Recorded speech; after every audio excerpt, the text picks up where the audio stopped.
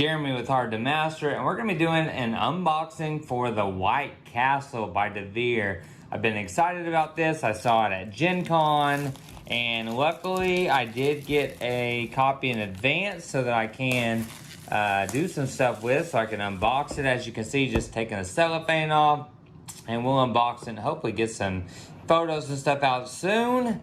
So here we go, covers off. You'll notice that we do have the rule book, and Devir is good about printing all of their stuff in 5 different languages. So you'll find the one that you're able to read. If you're able to read more than one language, then you have additional there. Now, you'll notice that we do have all the dice here. I should probably open up the English rule book just so that if I have a question on a component, I can answer what that is. So let's go to the rule book. So right here in the rule book, you'll notice there's game setup, the little history, and kind of a summary of what you're doing in the game. You'll notice it is a dice game here. So these are the designers of Red Cathedral. This is their new one, the White Castle. As you'll notice, we have all of these things in here.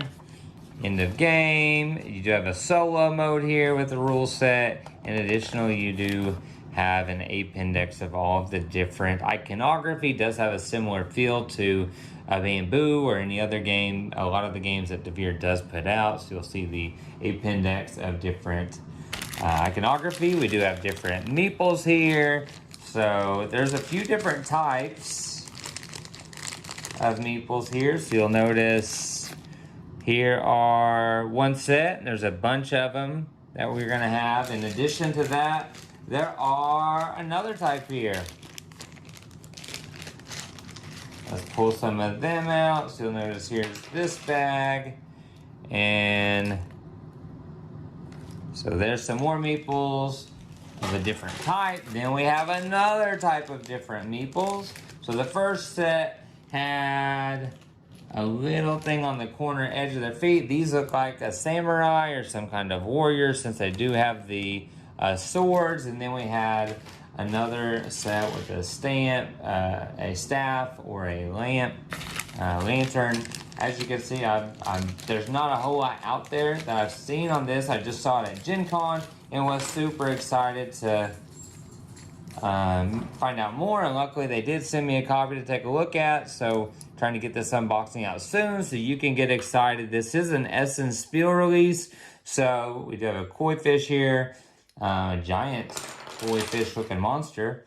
In addition, here are some different cubes and maybe a tracker or a victory point marker maybe. Different trackers there, and probably different resources with the cubes. But again, haven't got into the rule book, just excited to get this out and go over it with you. So here are some cards. I wonder if these are the solo cards. I'm not sure. Well, let's open up these cards real quick. It does come with 2 promos in this set, so I just flashed one on the screen for you, but here are some of the different cards that were in that set. Flip them over for you. And then the promo, so you'll notice it's got 1, 2, 3, 4 little chits. And then the back side of them also has some different images. Here you'll see it does have a reference on how to build these different bridges. So you'll be, moving all different cardboard, punchboard pieces together so that it makes these bridges that are going to go out on the board. I'm going to do the board last, and I'm going to try to remember and not forget. But here's a bunch of other cards. So if we look, going through, this is where you're going to be putting that first set of meeples. Like I said, there was a little piece off by the edge of their foot. So that's where those meeples look like they're going to be placed with this type of back. Then we have these cards. This is money, obviously. You got 3 of those. Then you do have several of these cards, which have this type of back with the fan. So we'll go through. There's a bridge, like we just talked about how to make them. And as soon as I can start posting photos, I will post photos on Instagram. So if you don't follow on Instagram, go to @HardToMasterGames. It's where I post all gameplay photos, other photos, anything that's painted. Additionally, I will also post different links to different videos. And we'd also do Real Talk.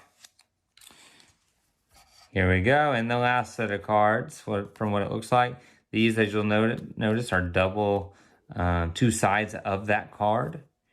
And the back of them are kind of the same way, with a little water area, and then whether it's a forest or a rocky terrain, and you'll notice the dark brownish gray there. But if you've played Devir games, you'll notice that this iconography is very familiar. Now, it's going to be different based on the game and it being a different game, but there you'll see that's the second meeple I showed you with the staff, and then we had the third one that looked like a warrior or a samurai with that sword. There's those cards. So these have a different type of back. You'll notice they have the dice on some of them, so I wonder if that's pertaining to where they're placed. And then we have these. So a lot of these have that same kind of a certain color with a certain icon on the back. But there are a lot of different types of cards, so I am trying to go through and show you quickly kind of what kinds of cards you're getting in this. And then there's more of that iconography you know and love. Then we have all these punch boards. So let's go through the punch board. Looks like a player board where you're going to be placing cubes and tracking, in addition to all the different other pieces like the promo.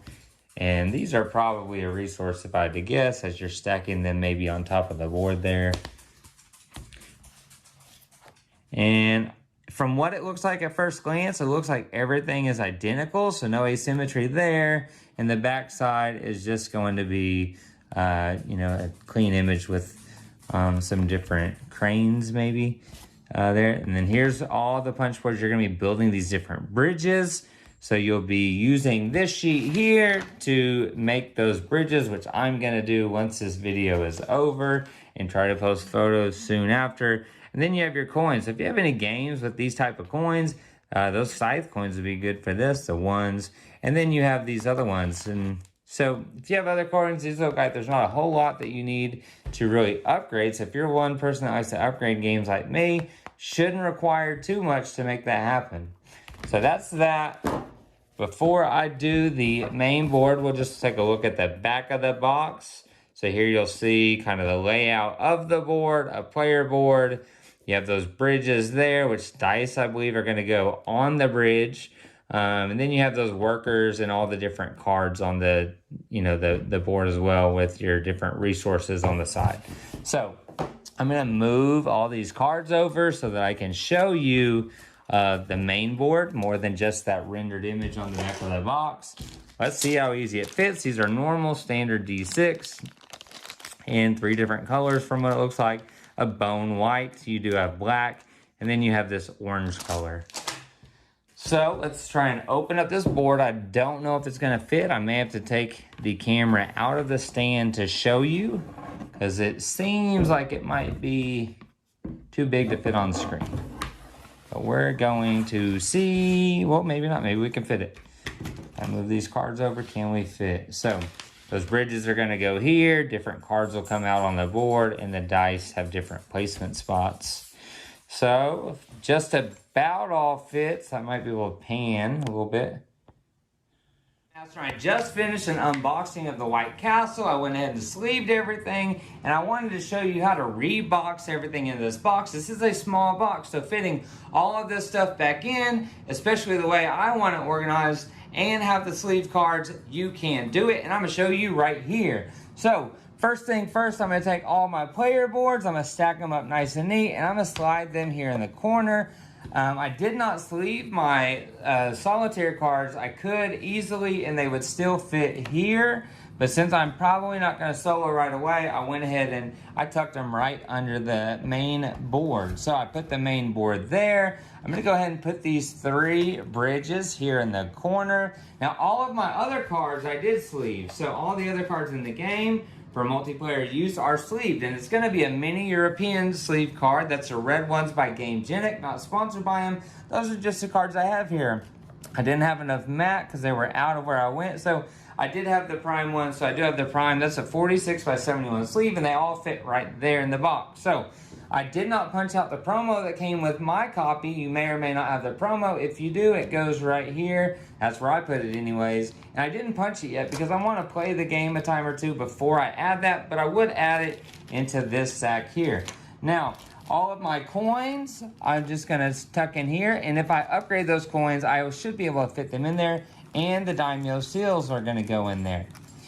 In addition, we're going to go ahead and I believe all the bags came in this game, and I did have some bags on my table, and I don't know if I swapped any out, but I'm going to put all those, and it's very important that 2 of these bags have a flat set. So I like to put all the player color pieces there to have an easier setup, and you'll notice that it has the gardeners, the clerics, the warriors, the crane, the different resource tracker tokens there. Also has your fan. All the stuff you need is right here. And so I have that there. And then I'm going to place this blue color here, or whatever color you have left, and the green ones here.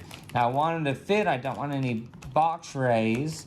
Don't want anything get damaged either. A sword or anything broken off, so those go there. Now I did put these here, and you can spread these tokens out so they're not bunched up in one area.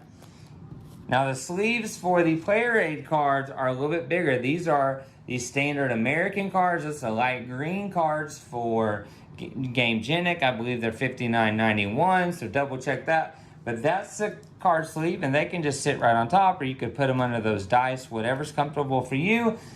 You could fit the rule books in there. I did it earlier with my real Reboxing, but I'm honestly not going to store everything. I'm going to recycle all these because we recycle in my house. I'm going to recycle all this just like I will any leftover plastic or cardboard. Always do. It's up to you if you want to recycle, but I do. And if I just put that one rule book, I'll have more than enough space to keep this box lid flat with no lid, no puncture on the top. In addition, if I wanted to add upgraded coins, which I may in the future, especially if I really enjoy this, I mean, it looks beautiful. It looks like it's going to be a lot of fun, and Devir's knocking it out of the park. So I will probably be upgrading these coins soon. I still have room. You can see I can push that lid down. I still have some room to fit some upgraded cards in there to match with the upgraded sleeves and make this game even better. So thank you for watching this Reboxing. I do have the unboxing on there as well if you just want to see what's in it, but I showed you again, and I had a little bit more knowledge this time. So it will fit in the box, but you do have to find a way to fit it in there, and I hope that my organizational tactics here did help with that. So until next time, please like, subscribe, and follow us. Follow me on Instagram, Hard to Master Games. Follow at Love to Hate Games as well, the channel. And until next time, I'm Jeremy with Hard to Master, and we'll see ya.